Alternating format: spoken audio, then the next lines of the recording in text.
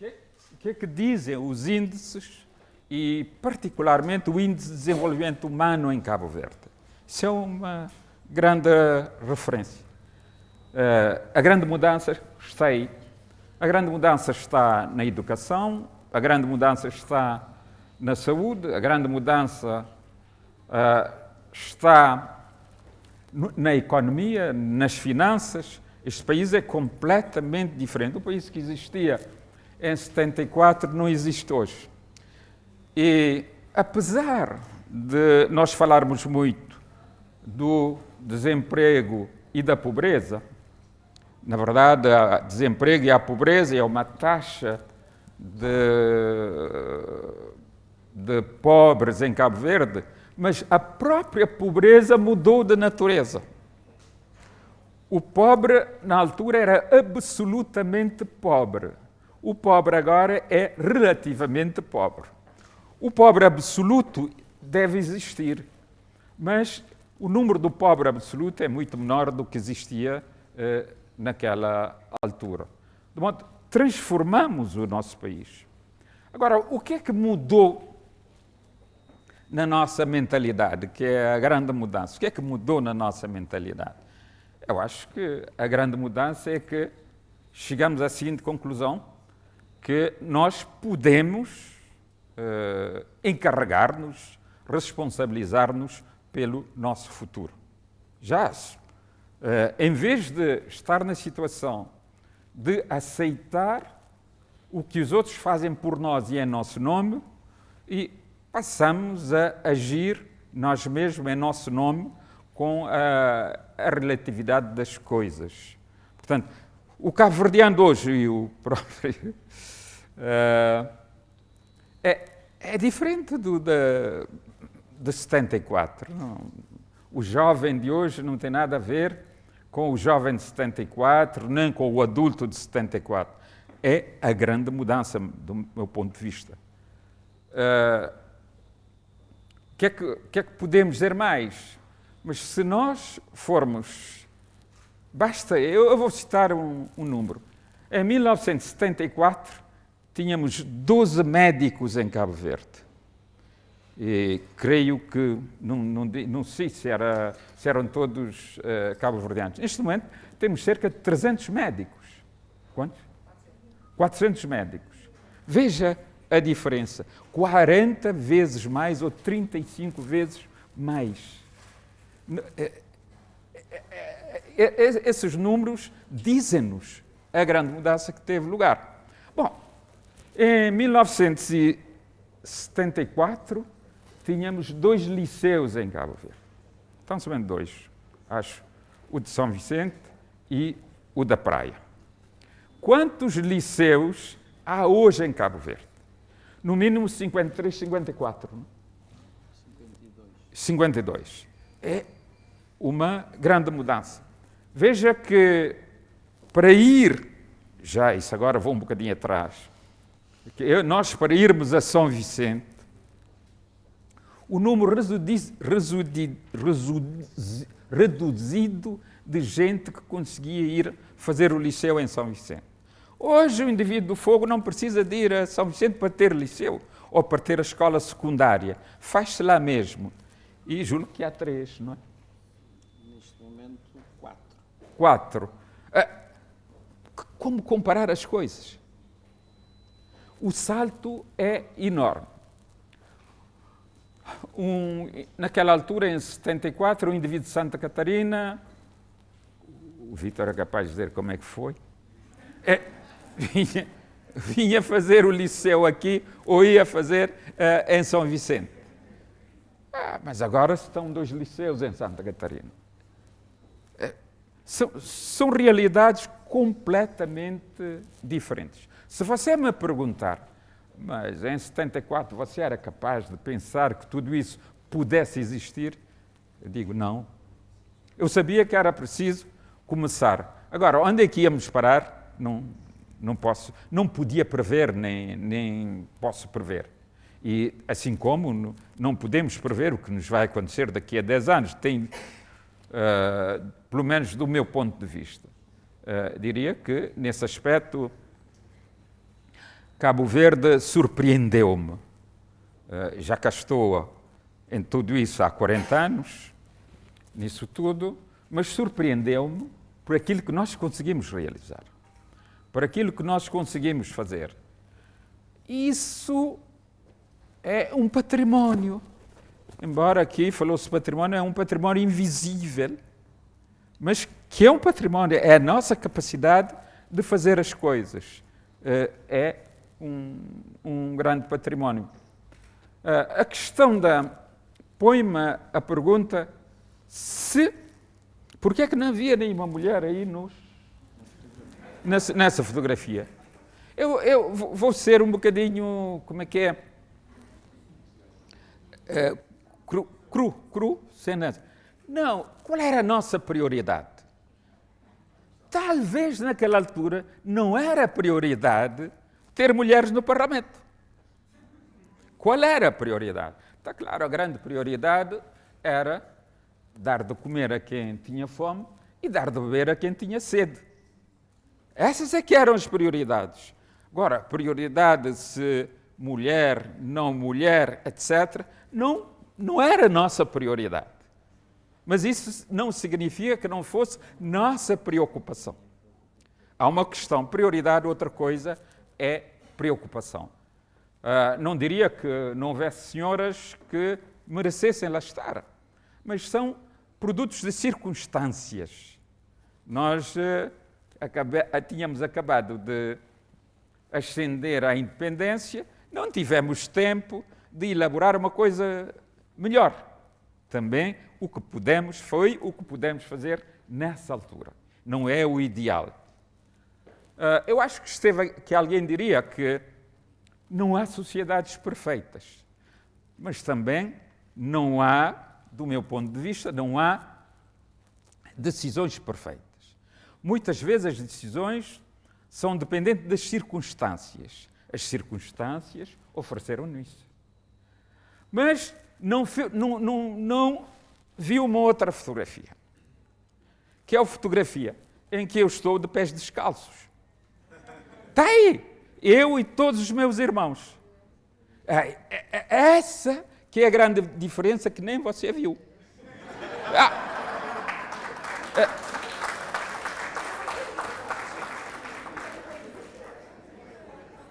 A grande mudança. Quem anda agora descalço por aqui? É muito difícil encontrar um miúdo como este assim descalço. Nós vivíamos assim, descalços e descomplexadamente, porque assim é que era. Se tivesse sapato, aí já era a diferença. Mas não tinha. Então, veja a grande diferença. Em relação às mulheres,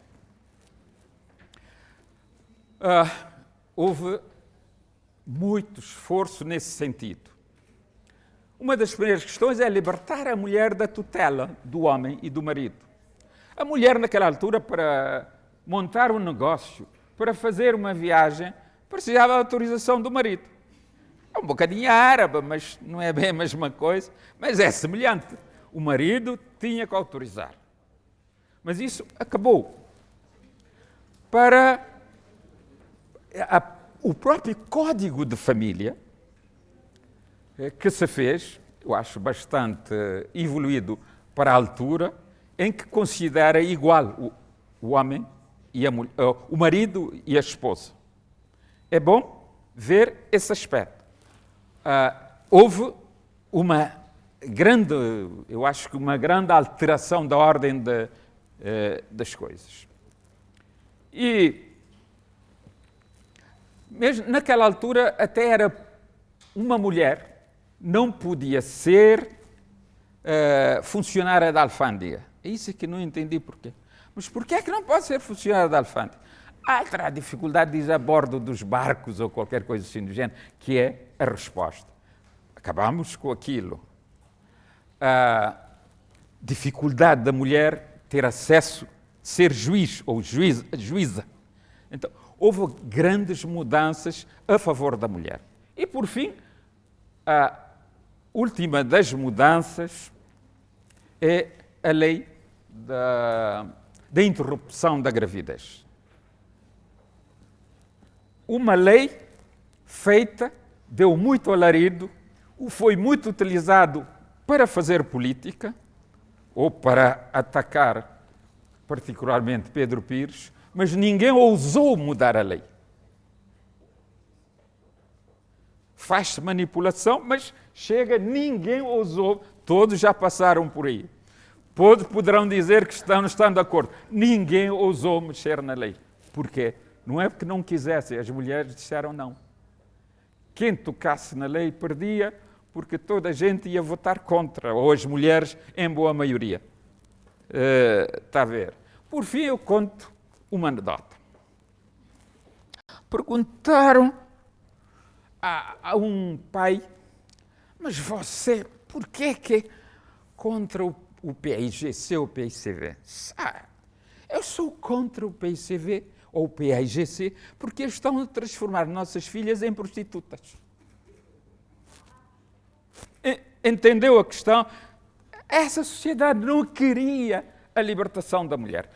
Ou não estava preparada para a libertação da mulher. Não estava preparada para essa grande mudança na família e na sociedade. Essas são, de uma forma rápida, essas é que são as grandes mudanças, mesmo em relação às mulheres. Coloca-se depois, mais outra questão é a questão das escolas, da presença das raparigas na escola primária, na escola secundária. Eu, para terminar, as mudanças que tiveram lugar são conquistas das mulheres.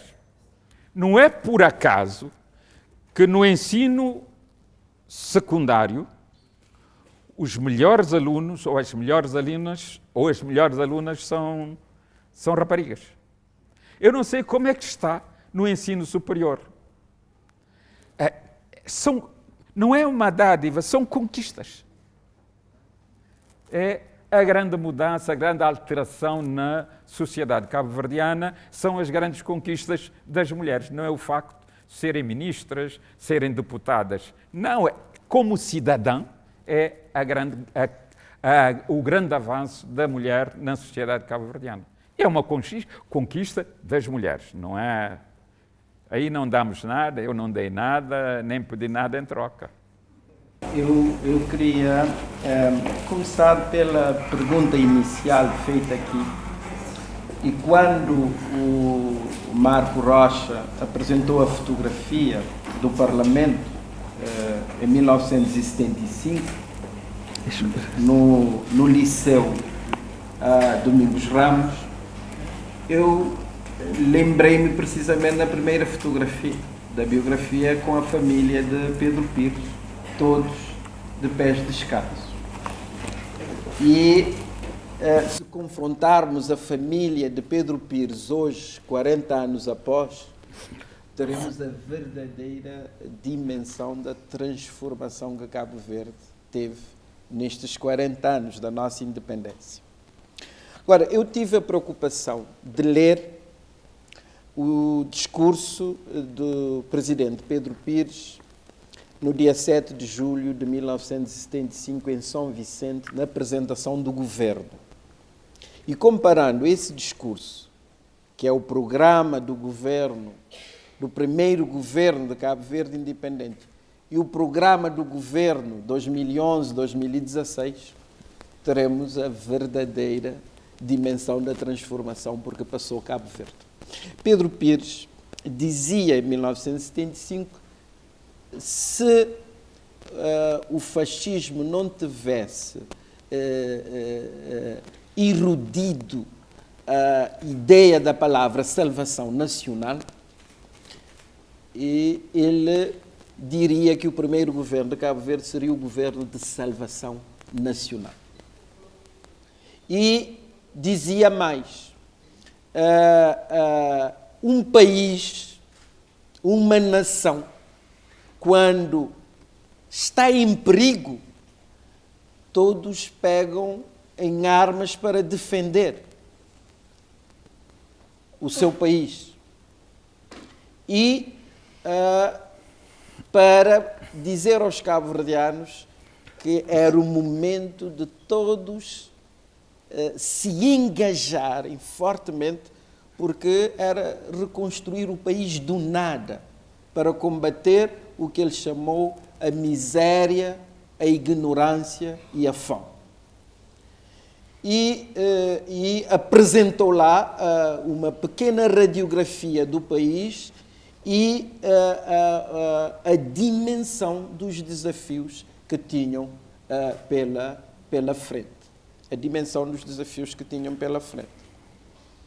E aqui é o primeiro questionamento que eu coloco ao presidente Pedro Pires, vou colocar mais ainda, é o seguinte: eu quando assumi o governo, entrei lá no Palácio do Governo, sentei-me lá sozinho e perguntei a mim mesmo: e agora, José? E eu fiquei a pensar, Pedro Pires, quando em 1975 entrou no seu gabinete, tendo em conta a dimensão dos desafios, bom, ele é Pedro,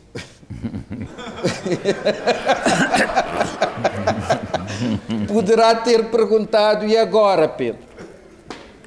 Pronto, face aos desafios de então, a minha primeira questão é o país, não é? Todos estavam de acordo, era improvável. Cabo Verde era, de todas as ex-colónias portuguesas, o mais improvável.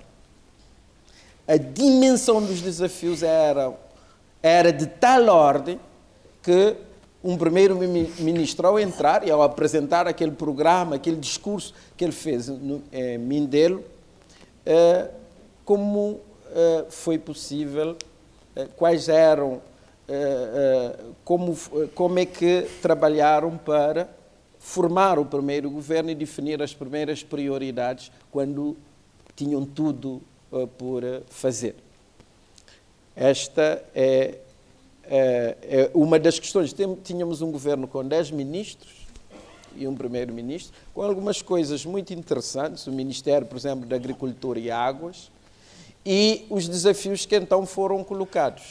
Emprego, o programa do governo, emprego, que medidas deveriam tomar em relação ao emprego. Logo a seguir, a questão do abastecimento do país, não é?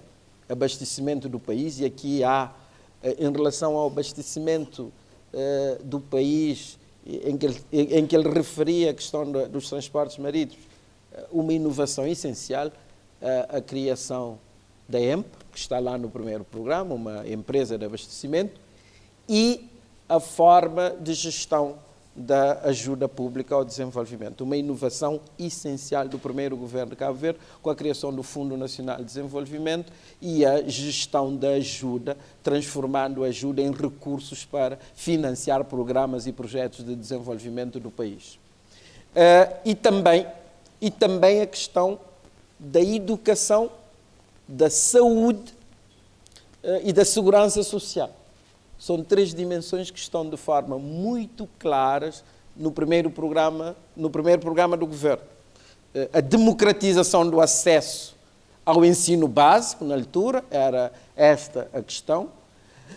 A garantia de acesso à saúde, sobretudo às camadas menos possidentes da população na altura, e a problemática da segurança e da assistência social.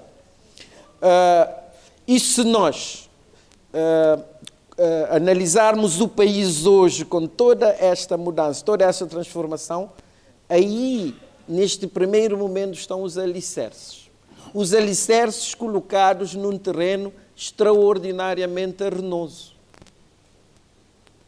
Um terreno muito arenoso. Portanto, colocar os alicerces naquele momento foi um momento crucial para Cabo Verde. Eu acho que 75 e o primeiro governo de Cabo Verde foi um momento crucial. Era preciso ter muita coragem, muita coragem.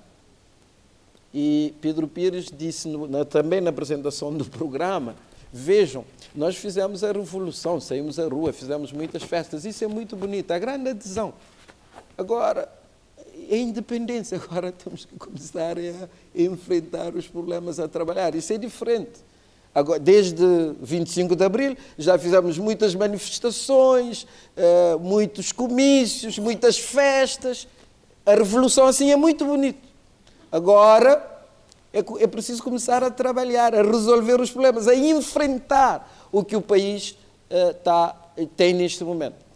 E eu considero que nós podemos ir inovando em cima das inovações iniciais que foram feitas, a partir da evolução do país. E o que eu devo registrar desse primeiro momento de colocação das principais pedras, dos alicerces, é uma cultura institucional muito forte, instituições, muito aposta nas instituições, na criação de instituições credíveis para gerir o país.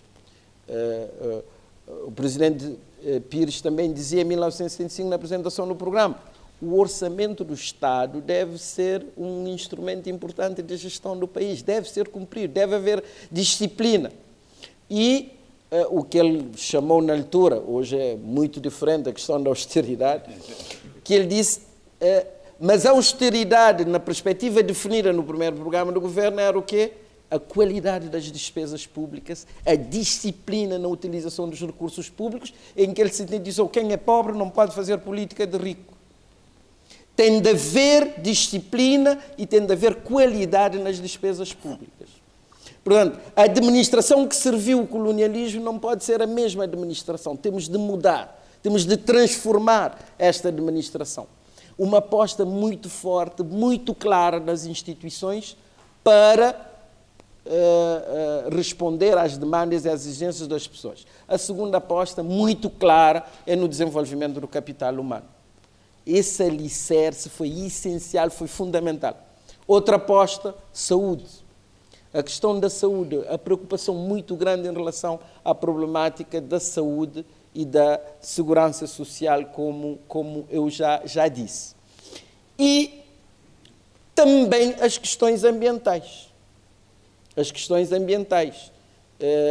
O Ministério da Agricultura e Água, a questão da erosão. Eu acho que aqui estão aspectos essenciais que vieram definir no futuro Cabo Verde. E, para além das questões ambientais, toda a problemática da água, do combate à erosão, a arborização, a construção de diques, etc., aqui está uma questão essencial para o futuro de Cabo Verde. E Pedro Pires dizia também, na altura, que dever-se-ia prestar atenção, por um lado, às comunidades imigradas. Ele dizia lá claramente, temos de ter uma rede diplomática no mundo, sobretudo nos países de acolhimento, é preciso dar uma atenção essencial a este país, não era o termo, mas a esta nação global. E linha clara para o desenvolvimento futuro e para as novas políticas atuais. E a questão da compensação de preços, que, do meu ponto de vista, é uma questão aqui, os preços dos bens essenciais, dos bens de primeira necessidade. E a questão do abastecimento e da segurança alimentar era uma questão crucial em 1975, os preços eram os mesmos na Brava, na Boa Vista, em Santo Antão, em São Vicente ou em Santiago. Os preços de todos os bens essenciais eram iguais. Havia um sistema de compensação que permitia que o bravense pudesse comprar 1 quilo de arroz, 1 quilo de açúcar, ao mesmo preço que o santiaguense, onde tinha o Porto, ou o mindelense, também onde tinha o Porto. Esta perspectiva de um equilíbrio no desenvolvimento regional e de levar o desenvolvimento a todas as ilhas do país. E a última dimensão que eu considero essencial para o que Cabo Verde conseguiu fazer até agora e que está nos alicerces, tem a ver com o que Cabral disse e que esta geração que veio da luta assumiu plenamente na linha dessa questão da liderança ética. É que Cabral dizia, para além da questão do suicídio da pequena burguesia, em que ele quis dizer que aqueles que governam deviam governar a favor das reais necessidades dos cidadãos, do povo, deviam governar para o país. Cabral dizia que era preciso governar com decência, com honestidade e com patriotismo. E esta dimensão ética nós encontramos nesta primeira geração que assumiu e que é sintetizada aqui pelo presidente Pedro Pires. Decência, honestidade e patriotismo. Mas mais do que isto, era preciso uma grande generosidade, uma grande capacidade de entrega e uma coragem sem limites. Sem limites. Abraçar os desafios de Cabo Verde de 1975 era uma entrega sem limites. Eu acho que a preocupação também está no primeiro programa do governo. A questão salarial e a questão de rendimento e preços. A forma como eles abordaram essa questão em 1975. A questão do leque salarial, a questão da justa, o termo era precisamente este, justa remuneração do capital e do trabalho, que era o termo na altura. Bom, há uma fraseologia aí muito revolucionária na altura, mas, portanto, nós os revolucionários tínhamos que ter a cultura revolucionária, só quem é revolucionário pode enfrentar esses desafios do momento, mas são dimensões extremamente importantes agora para Cabo Verde.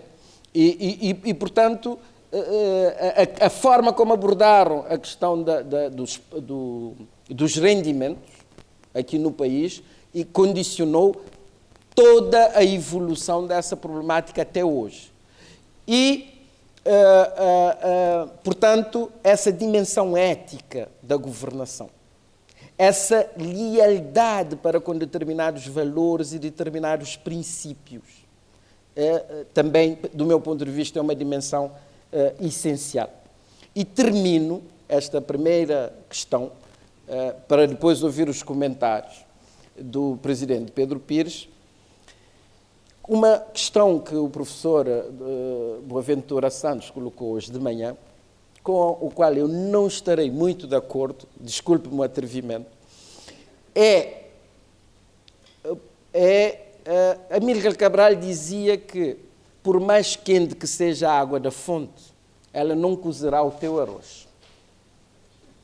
As responsabilidades pelo que acontece hoje no mundo é uma responsabilidade partilhada das elites africanas também. A elite africana, os dirigentes africanos, os governantes africanos não podem eximir-se das suas responsabilidades em relação à situação atual hoje da África, independentemente das responsabilidades dos outros, que também têm grandes responsabilidades em relação ao que aconteceu na Líbia, em relação ao que está a acontecer em vários outros países. Mas e os dirigentes africanos 60 anos após a independência? Qual é a nossa responsabilidade?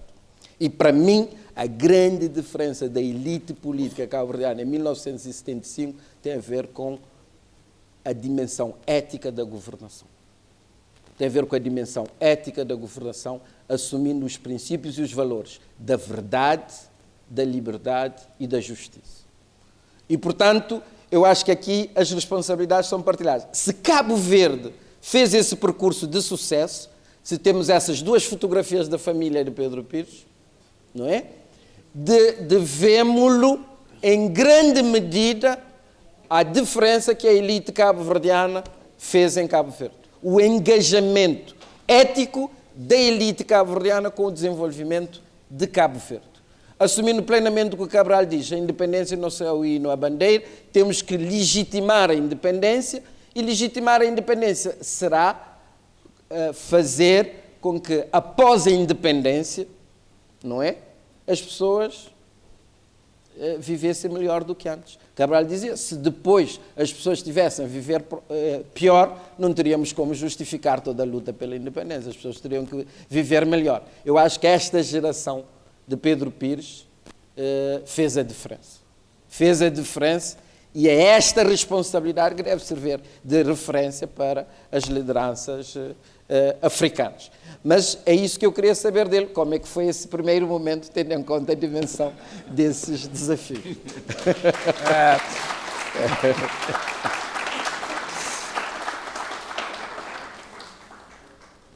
Bom, eu agradeço ao Primeiro-Ministro, mas mais ao Zé Maria. Não, o Primeiro-Ministro. Agora estou aqui com o Zé Maria, não estou a falar com o Primeiro-Ministro. Agradeço as palavras e a leitura que faz desse documento. Está claro que o documento tem muitas insuficiências, mas se nós formos ler o essencial, aí é que está, o essencial tem bastante valor. Agora, como é que foi? Como é que foi? Ora, o que aconteceu connosco é que, comigo, é que eu já tinha alguma experiência de direção, diria mais de comando do que de direção.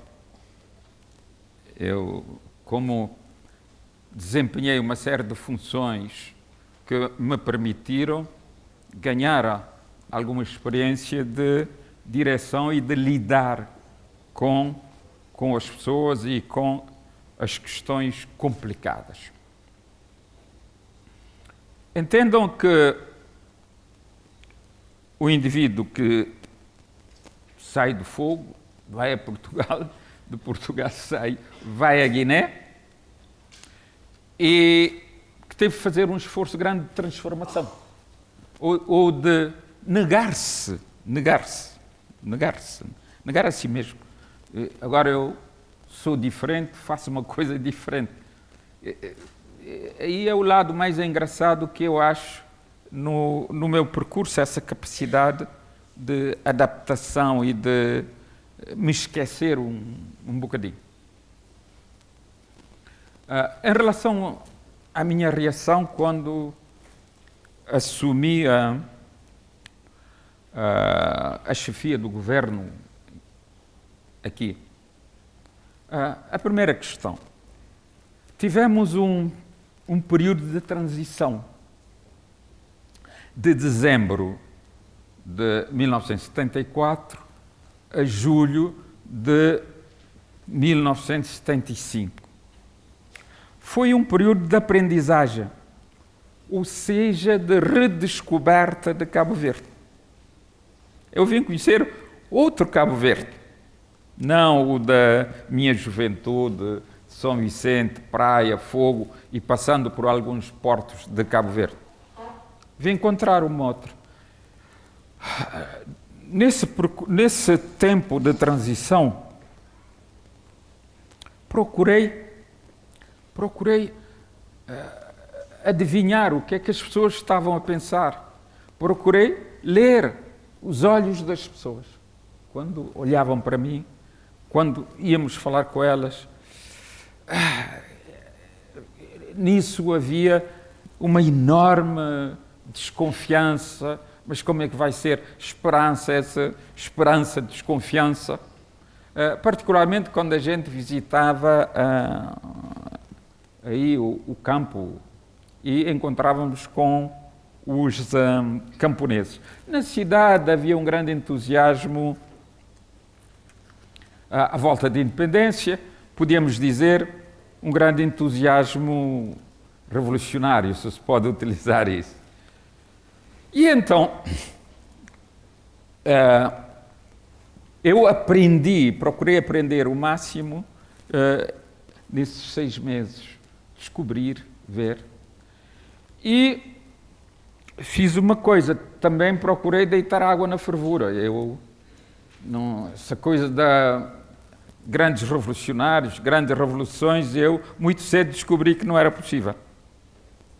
Muito cedo descobri que não era possível e que tínhamos de trabalhar com os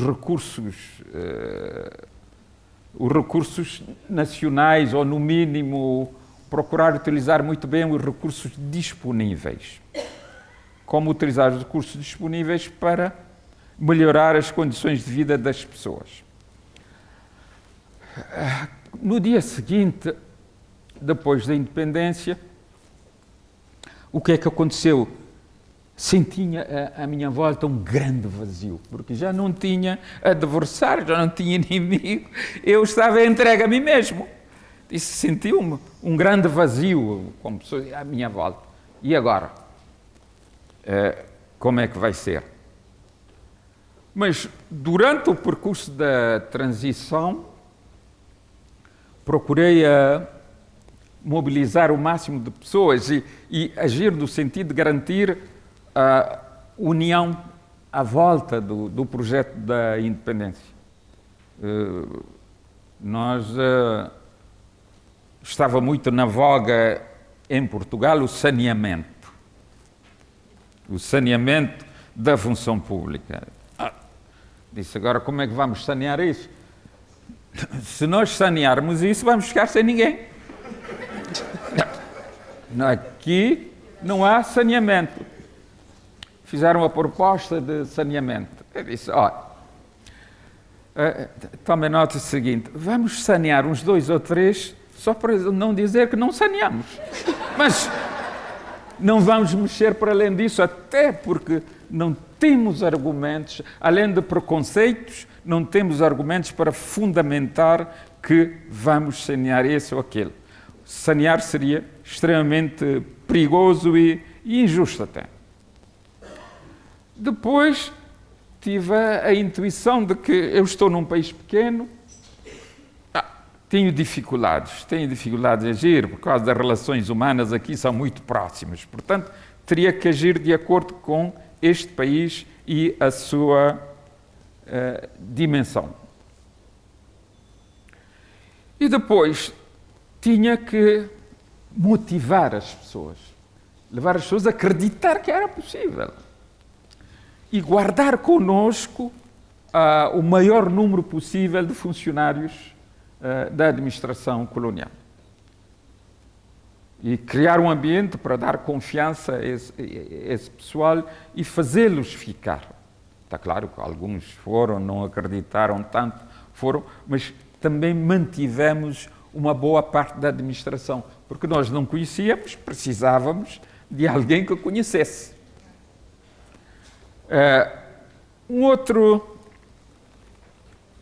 Uma outra coisa para garantir uma boa gestão, para garantir a adesão das pessoas, para garantir a confiança das pessoas. Daí a questão salarial vem no sentido de dar confiança às pessoas. Mas vou contar só um acontecimento e vou contar 2 para ver o drama. Estávamos em São Vicente em março de 1975, a primeira viagem de Aristides Pereira a Cabo Verde. Ele começou pelo Sal, depois foi a São Vicente. O Maneca estava lá, ele está aí ao fundo, naquele comício. Então fizemos um comício em São Vicente, de acolhimento. E no meio daquele... o Luís também estava, o Luís Fonseca também estava. No meio daquele tudo, rompeu-se com o número de pessoas que deviam falar. Houve uma intervenção a mais do nosso amigo Silvino da Luz. Já agora a gente tem O que é que ele faz uma radiografia da situação que nos colocava numa situação de, bom, isso é impossível.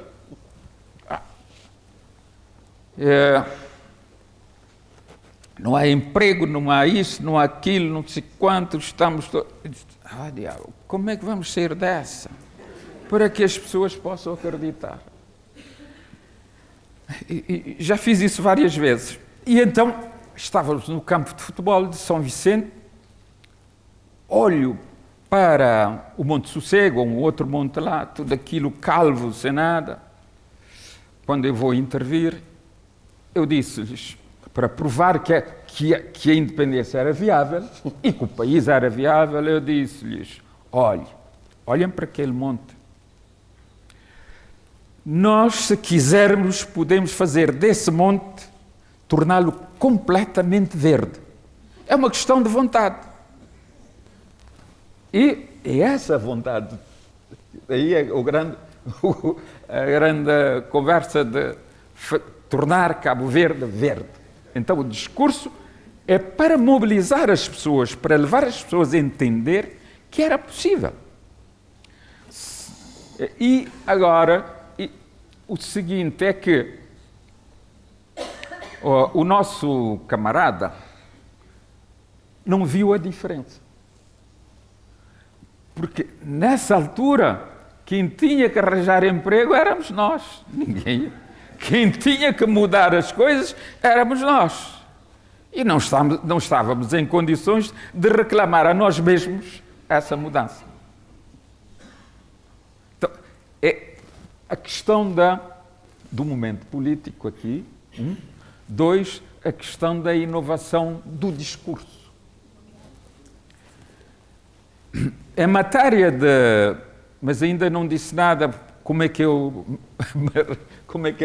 resolvi os problemas da falta de recursos. Ou desse espanto. Já tinha passado por diversas situações críticas e eu acho que ganhei alguma coragem, mas fiz a mesma pergunta a mim mesmo. E agora? O que é que você vai fazer? Como é que vão resolver isso? E adotei, sem conhecer, a conversa do António Machado. António Machado, espanhol, não é? Ele diz, caminhando, o caminho se faz caminhando. E o caminho são as huelas dos teus pés.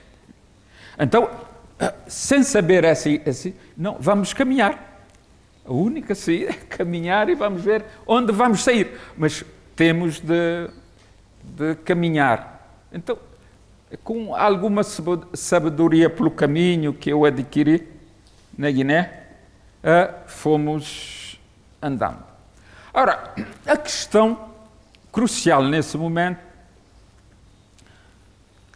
era duas grandes mutações. Uma, passar de revolucionário, de contestatário, para homem de Estado. É a grande dificuldade. De repente eu sou o homem de Estado. De repente. Mas eu já tinha começado a minha transformação com as negociações. Já tinha começado todas as minhas decisões, tudo aquilo que eu fazia, eu já tinha aprendido a ser homem de Estado nessa altura. E depois, então, passar de revolucionário a homem de Estado. E aí, a grande mudança vem no discurso e na atitude. O discurso de país, ou de governo, ou de governante, ou de dirigente do governo para a sua sociedade, para o seu povo. Aí tínhamos que transmitir confiança, mostrar que era possível. E ganhar uma coisa importante, que é que as pessoas acreditem. Que as pessoas tinham que acreditar que, portanto, ganhar a confiança das pessoas. julgo que terei conseguido isso. Mas voltando à inovação é no discurso. Cortar com a contestação, cortar com o revolucionário, cortar com o combatente da liberdade da pátria e voltar para o homem do Estado e dirigente do seu país. Esse corte é extremamente, eu acho que é um momento de, não chamei isso ruptura, pode-se chamar ruptura.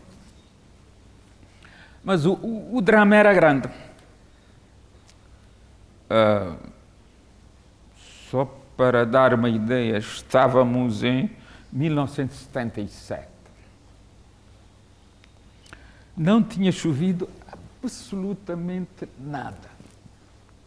E então, o Tony Neves é que era o delegado do governo em Santa Catarina. Chama-me, disse, primeiro-ministro, você tem de cá vir, porque eu já não sei o que fazer. Está bem, tenho que ir. Lá fui. Fomos visitar Ribeirão Manuel. Vou lá, tudo aquilo seco, e a planta do milho não tinha crescido uns 10 centímetros. Estava dentro ainda para a conversa de um agricultor, estava ainda dentro da cova. Não tinha saído. E agora? E agora? Como resolver isso? Tínhamos que inventar empregos públicos, tínhamos discutir e criar uma série de empregos no Conselho de Santa Catarina, mas criámos-no todo o sítio. Foi assim que que fomos ganhando. Mas era crucial com as nossas atitudes mostrássemos às pessoas que estamos no mesmo barco, nós todos estamos a sofrer, nós todos estamos a ter limites. Portanto, a grande questão é colocar-se na mesma situação que a população, que o governado.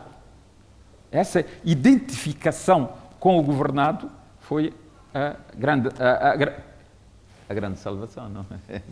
A identificação com o governado. Daí que a questão salarial era extremamente importante e a conduta,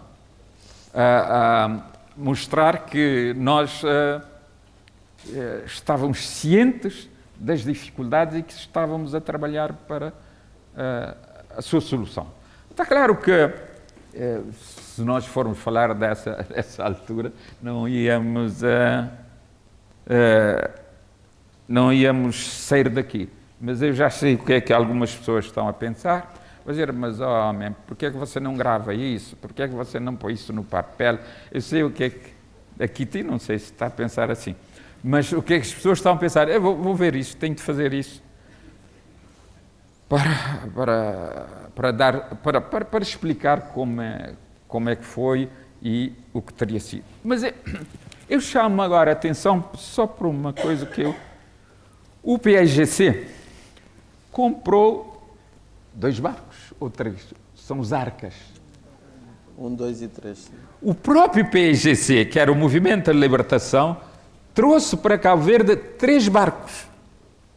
A preocupação da ligação com as ilhas. De modo que não foi só eu, mas o próprio PAIGC foi, e os seus militantes foram de grande apoio para isso. Até hoje discutimos a questão da ligação marítima, mas uma das primeiras decisões foi precisamente trazer com o dinheiro do PAIGC, não é com o dinheiro de Cabo Verde, com o dinheiro do PAIGC trouxe os barcos para aqui. Da mesma forma que o primeiro carro de função que eu tive comprou o PAIGC e veio pôr-me aqui na praia. A ligação é bastante grande, apesar da proclamação da independência e da autonomia soberana de Cabo Verde? Eu acho que seria interessante, neste segundo momento, falarmos um pouco dos desafios atuais. E às vezes apetecia-me perguntar ao presidente Pedro Pires se fosse primeiro-ministro hoje.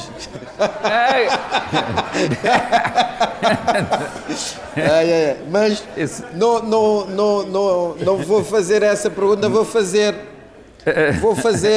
estabelecer algumas pontes para poder entrar nos desafios de hoje.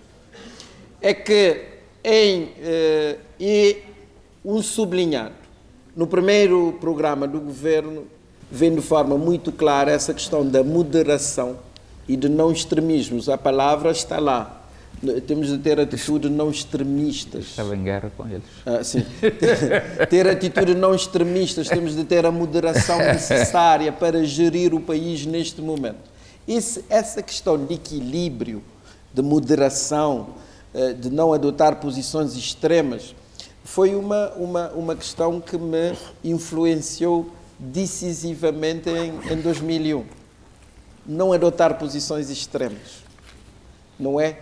E ter o equilíbrio necessário. Quando as pessoas pressionavam, naquele momento, em relação a determinadas medidas, eu dizia, não, só houve uma alternância, não houve uma mudança de sistema.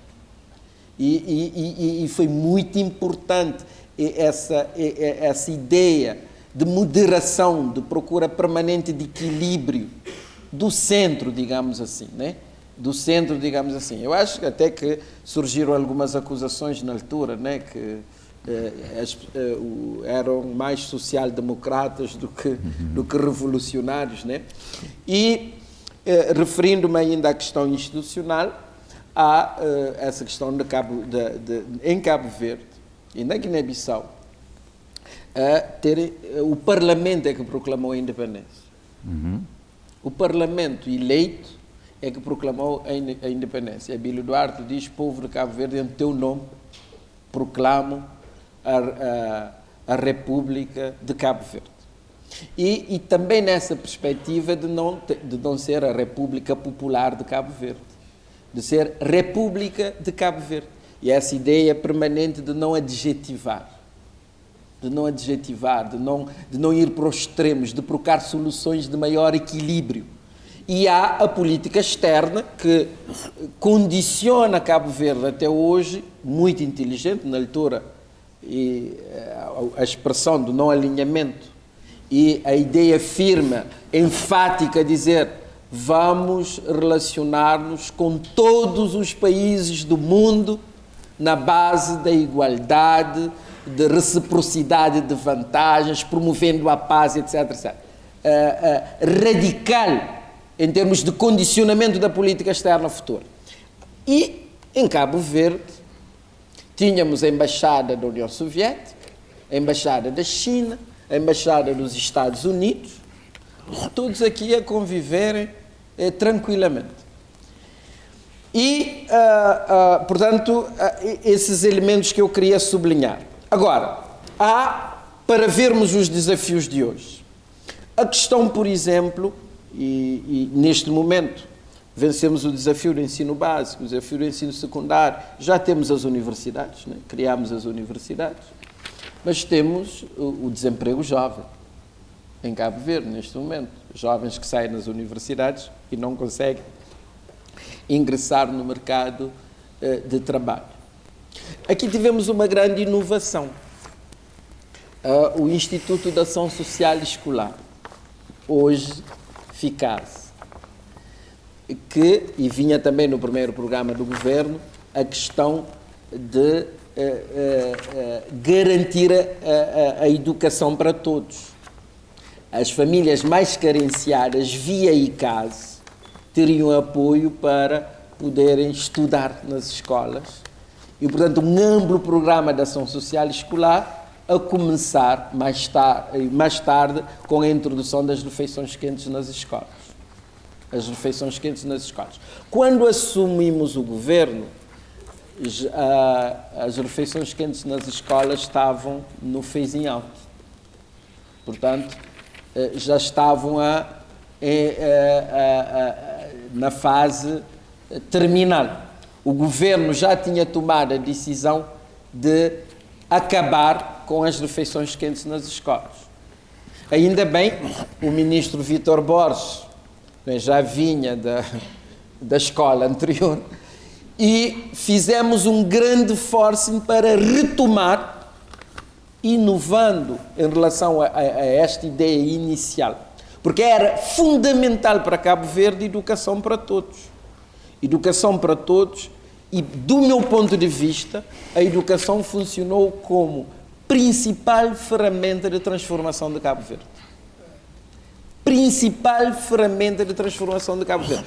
Quando me perguntam hoje, eu digo, em Cabo Verde, felizmente, graças à política educacional, democratização de acesso ao ensino básico, democratização do acesso, depois houve a evolução, a democratização do acesso ao ensino secundário, mas o prestígio que o PAIGC trouxe na altura, o prestígio internacional, a política de não alinhamento, a possibilidade de relacionamento com todo o mundo, permitiu que todos os jovens que saíssem do liceu pudessem estudar na União Soviética, em França, nos Estados Unidos, no Brasil, em Portugal, e em toda a parte do mundo, que constitui hoje um grande património, uma grande riqueza para Cabo Verde. Não é? Um grande património, uma grande riqueza.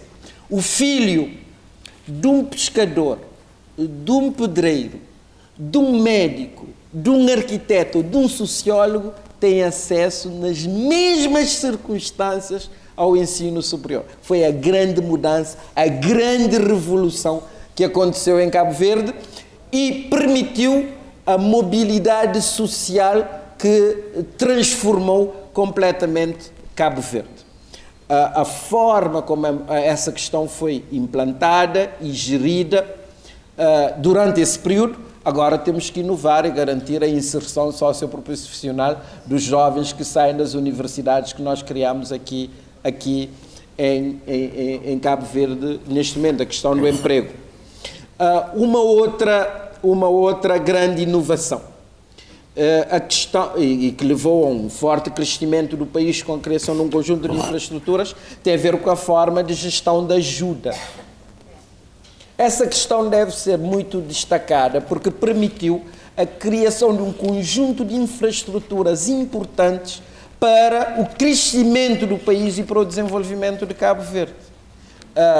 A criação do Fundo de Desenvolvimento, o Dr. Carlos Burgo hoje está a falar do Fundo de Investimentos, utilizando a remessa dos imigrantes, não é?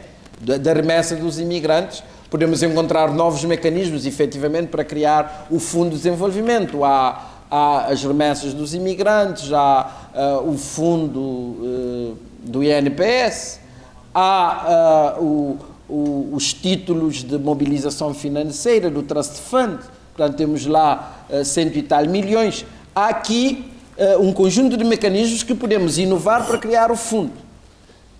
Sobre essa inovação de 75, com a criação do Fundo de Desenvolvimento, a partir da reciclagem da ajuda, Nós vamos cumprir todos os Objetivos de Desenvolvimento do Milénio. Todos os Objetivos de Desenvolvimento do Milénio, graças ao grande investimento que se fez na saúde. Agora, em 1975, a primeira ação de formação era das parteiras, não é? Tradicionais, para que as mulheres pudessem ter acesso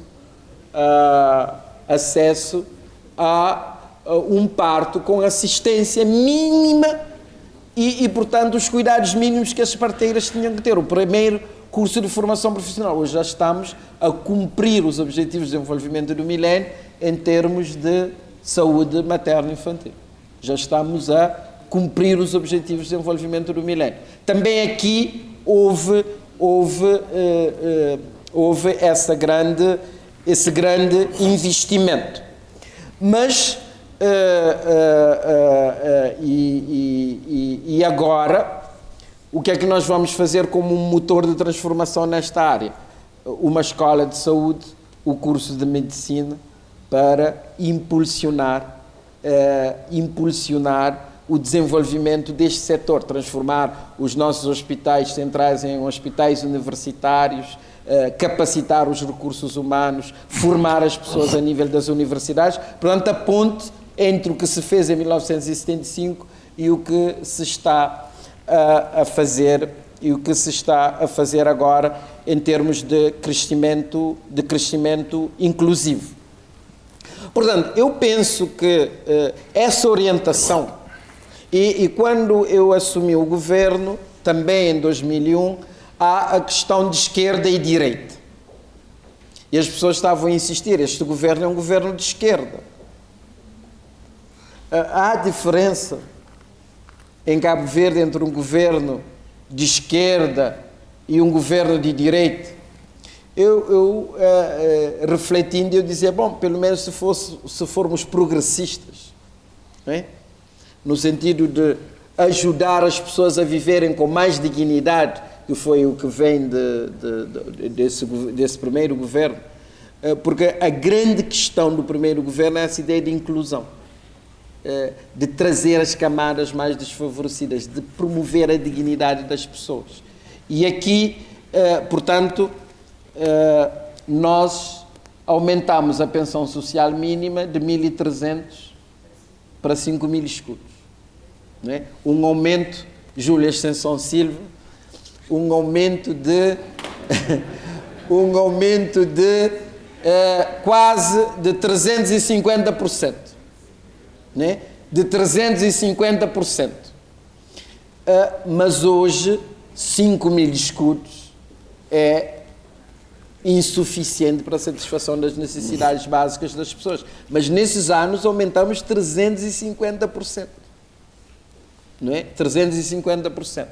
O novo desafio agora é como transferir mais rendas para essas camadas mais desfavorecidas da população. Como transferir mais rendas para essa camada. E já chegámos a 5.000 escudos, passamos de 300.000 contos para 1.300.000 contos. Como transferir mais rendas para essas comunidades mais desfavorecidas da população. Temos um conjunto de desafios neste momento que tem a ver. O cabo-verdiano, eu entendo bem porque é que em 1975 não fizeram um saneamento. Aqui todos nós somos família. Portanto, Pedro Pires estava a correr o risco de sanear um primo, um tio, etc. Né?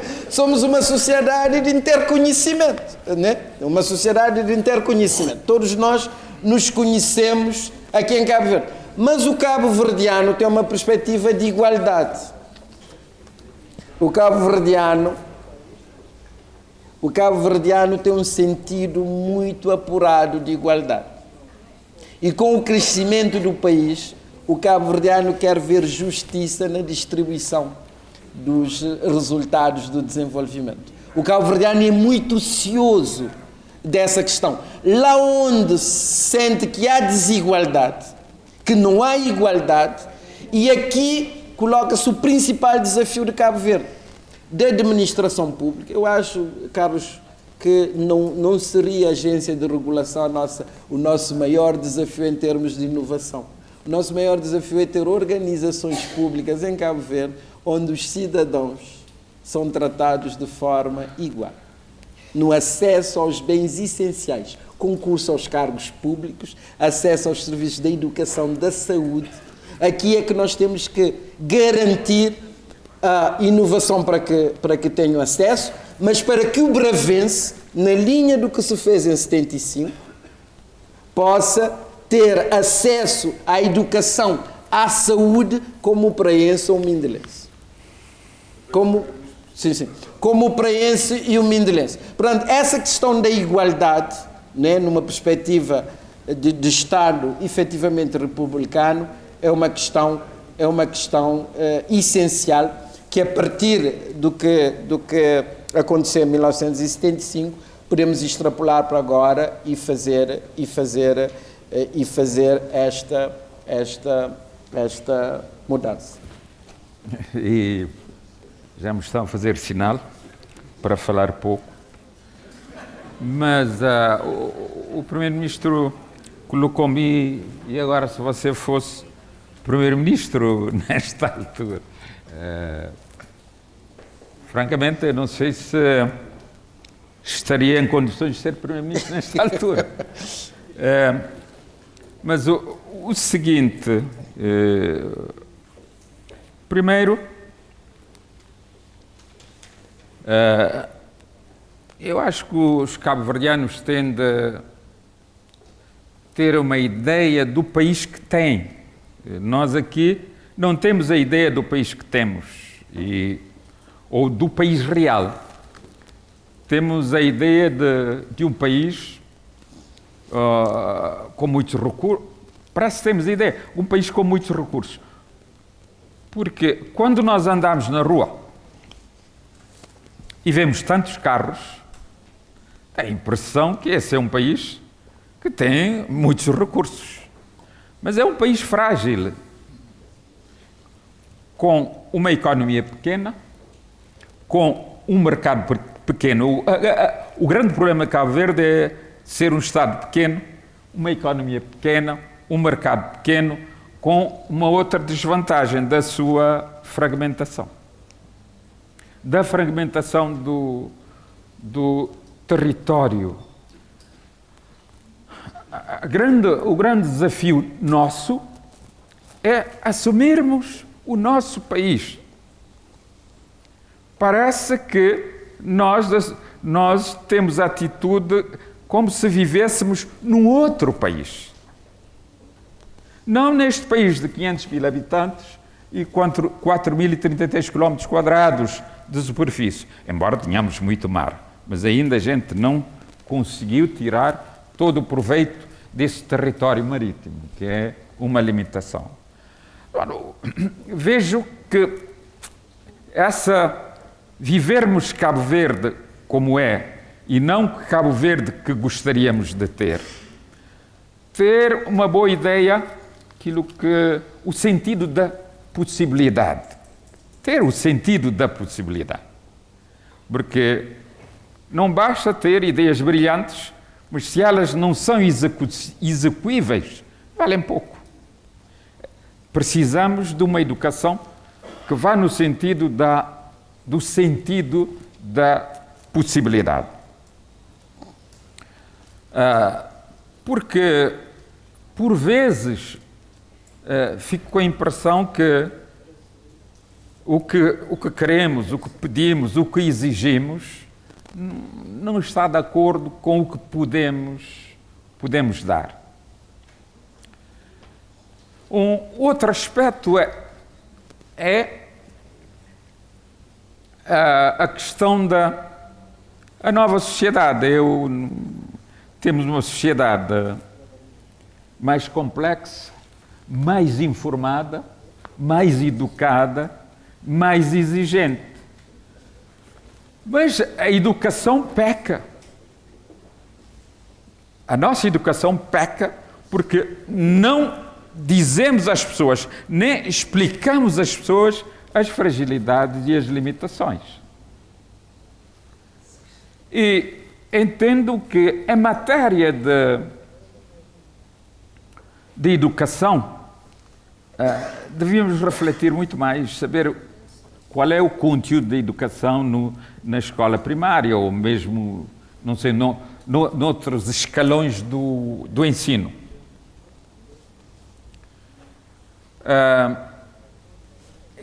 Se nós não tomarmos cuidado, podemos aumentar as dificuldades do país. Eu estive a ler o trabalho antes de cá vir, o trabalho do Germano Almeida sobre a regionalização. Extremamente interessante o que diz o Germano. Eu acho que é um elemento importante a levar-nos a refletir qual deve ser a nossa visão, qual deve ser a nossa abordagem, quais devem ser as nossas expectativas. O problema do cabo-verdiano é que as suas expectativas estão muito acima das possibilidades do seu país. Estaria de acordo com as possibilidades do seu país se pudesse criar mais. Precisa de criar, de produzir mais. Se nós criarmos mais, se produzirmos mais, está claro, podemos aumentar as nossas expectativas. Mas se deixarmos as coisas como estão, não criamos mais, não produzimos mais, não criamos mais riquezas, não há possibilidade de redistribuir, de aumentar o que cabe a cada um de nós. De modo, a grande questão para nós, neste momento, é precisamente isso. As nossas expectativas terão que estar de acordo com o que o país pode oferecer. Mas há um outro aspecto importante, eu acho que, comparando, já agora voltando a 75, é uma ideia que quase desapareceu, a ideia do compromisso. Qual é o compromisso de cada um de nós com o nosso país? A ideia do compromisso. O que a nós, daquela geração de que eu sou dos poucos representantes agora, de facto, era esse compromisso. Compromisso com o país, compromisso com a África e assim sucessivamente. Mas entendo que a nova geração, o Antero não está no grupo da nova geração, vou ver se encontro alguns aqui. É a questão, não valorizam as facilidades que tiveram. Se nós formos ver a minha fotografia da minha família e vermos o que é que aconteceu com vários outros, vai chegar à conclusão que tiveram... o jovem cabo-verdiano, por mais dificuldades que tenha, tem tido muitas facilidades em matéria de formação, em matéria de preparação. De modo que sejamos mais justos e mais realistas, referindo-me aos mais jovens. Porque houve muitas facilidades, o nosso dever é dar essas facilidades, mas não vamos tomar a facilidade como uma dádiva. Não, foi fruto do trabalho. De modo que, se eu estivesse na condição de primeiro-ministro agora, o discurso que eu faria é o discurso da responsabilização. Nós todos somos responsáveis pelo futuro do nosso país. Não é só o primeiro-ministro, nem só o governo, nem só o presidente da Câmara, é cada cidadão. A célebre democracia participativa. A democracia participativa é uma democracia responsabilizadora. Quer dizer, também o cidadão tem direito a ter opinião, tem direito a mais coisas, mas também tem deveres.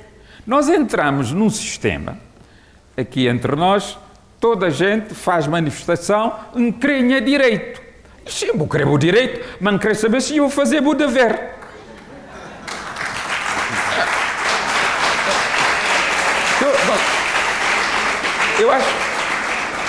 Eu acho que isso é engraçado. Chega, não quer direito, todos eles, todas as manifestações. Eu não sou contra as manifestações. Mas fica, sim, está bem, você quer o seu direito, qual é a sua produtividade? Pergunto. O que é que você produziu?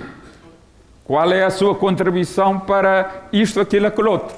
Então temos de reequilibrar essas duas dimensões da nossa vida. O direito, mas também o dever. Quando diz o Primeiro-Ministro que as lideranças africanas têm responsabilidades, eu acho que tem, todos nós temos responsabilidade, nós todos temos responsabilidade nesse momento, sobretudo. É bem possível que as responsabilidades sejam maiores. Mas eu vou falar só de mais duas coisas. Você pode... Só mais duas coisas. 5 minutos, façamos conta que estamos no debate presidencial. Eu vou-vos contar. Eu tenho tido muitas discussões com alguns amigos. Uma coisa que a África não pode... O mal da África é que há muita gente que conhece a África mais que os africanos. Mas isso é um discurso dos africanistas. A África precisa se libertar dos africanistas, para ela própria se assumir e se descobrir. Essa é a grande questão. Ao contrário, toda a gente vai dizer, você faz isso, faz aquilo outro. O mal da África é haver africanistas demais. 1. 2. Entendo que também há a questão dos modelos. Eu há dias estava em Luanda para participar num fórum sobre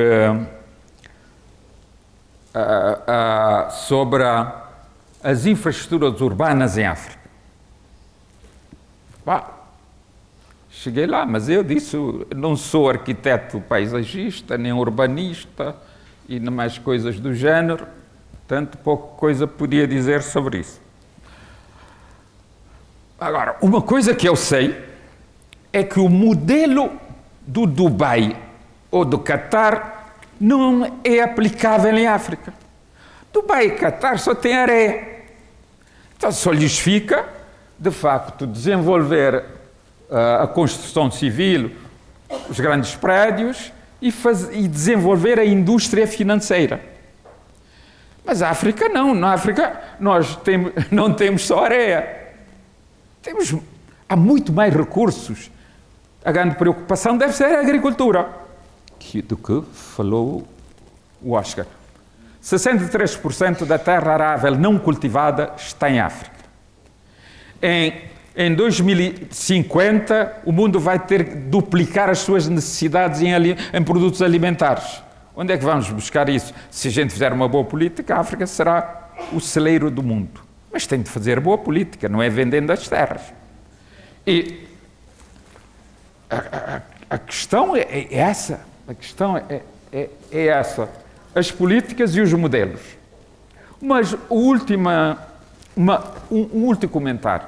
A África, estou a falar o continente africano, não pode esperar que vai resolver os seus problemas de infraestruturação, de eletrificação, só com ajuda pública ao desenvolvimento e com o investimento direto estrangeiro. Não pode. Porque tudo isso é condicionado por aquele que dá o dinheiro. Então, a África tem de fazer aos africanos o seu esforço próprio. E então, estava na África do Sul, convidado pelo antigo presidente Mbeki, ele ofereceu-me um jantar, estava lá com todos os amigos dele, começamos a discutir o financiamento das infraestruturas em África. Disse, mas então há dinheiro ou não há dinheiro? Perguntei-lhe, porque ele percebe disso melhor do que eu. Há dinheiro? Sim, há dinheiro. Então, dê lá um exemplo. Ele diz, não, quando quisemos financiar as infraestruturas africanas, eu fui ter com alguns países que têm fundos de pensão bastante avultados.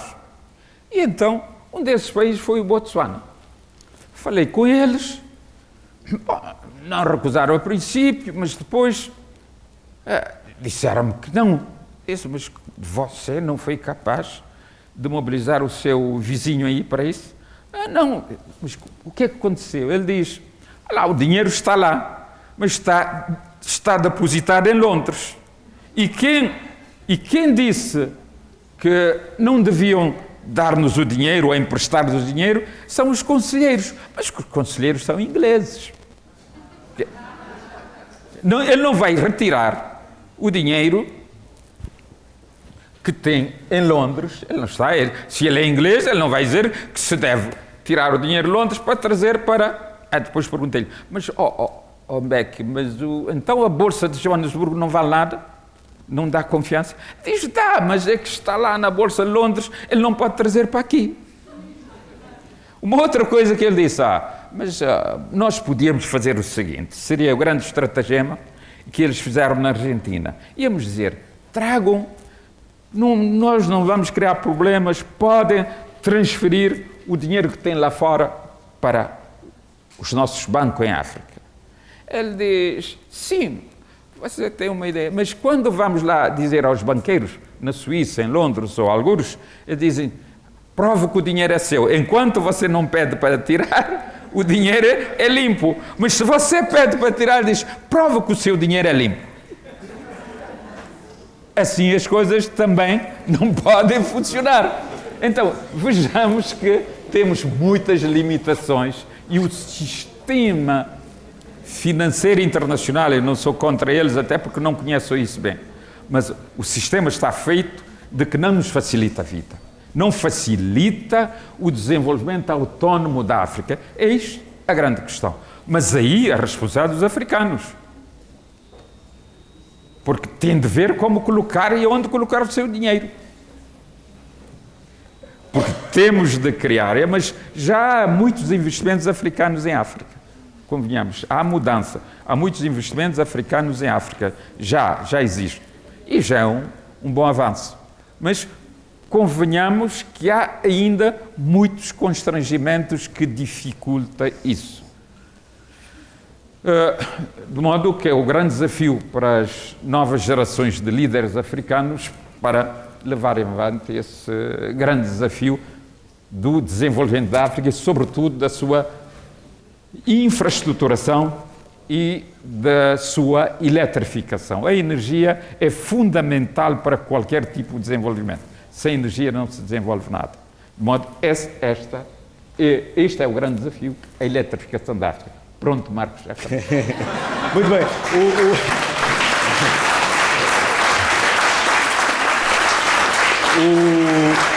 O embaixador Luís Fonseca, há bocado dizia-me se ele deixava de falar, porque ele recordava-se de si, em 1975, que o senhor fazia discursos de 2 horas. E acha que o senhor está muito mais sintético do que há anos atrás. Portanto, não, eu não disse. Eu sei que não disse tudo. Perdi-o pelo caminho. Não, em 75, a única pessoa que competia comigo era Fidel. Fidel era o melhor. Muito bem. Não, Samara também era bom. Era eu, Fidel e Samara. É um trio de peso, nesse caso. É um trio de peso. Muito bem. Está encerrado este diálogo estratégico com uma conversa entre dois políticos que marcaram Cabo Verde. Um está como primeiro-ministro, disse que vai-se embora dentro de dias para pôr o fim ao seu terceiro mandato. E o presidente Pedro Pires também, que assumiu as responsabilidades governativas. E eu espero que para o ano o senhor consiga trazer personalidades de peso e que nos ajudem a perceber também o mundo em mais uma terceira edição do Diálogo Estratégico. Mas agora dou-lhe só 1 minuto para, não sei se quer fazer um sublinhado final. Eu quero contestar essa coisa que o Zé Maria vai para o ano. Ah, é? Eu acho que se eu estou cá, ele vai continuar também. Qual é o problema? Ele vai continuar. Não vai ser. Isto é palavra de presidente. Zé Maria não vai. Está cá, vamos ficar aqui todos. Agora há uma curiosidade jornalística, acho eu, em ouvir a sua resposta. Sim. Eu vou continuar a colaborar com ele não vai sair. Ele não vai sair. Ele não vai sair. O Zé Maria não vai sair. Vai continuar cá entre nós e contribuir. Estava a dizer sair do governo. Novas. Estava a dizer sair do governo. Bom, não disseste que ia sair de Cabo Verde. Não, sair do governo. Bom. Ele disse que ele quer continuar os seus estudos, aprofundar os seus estudos. Já fez saber que será aqui da Universidade de Cabo Verde. Um ano chega-lhe para sistematizar aquilo, está em condições. Muito bem. Ele não precisa muito tempo para sistematizar as coisas. Ele é bom. Ele pode.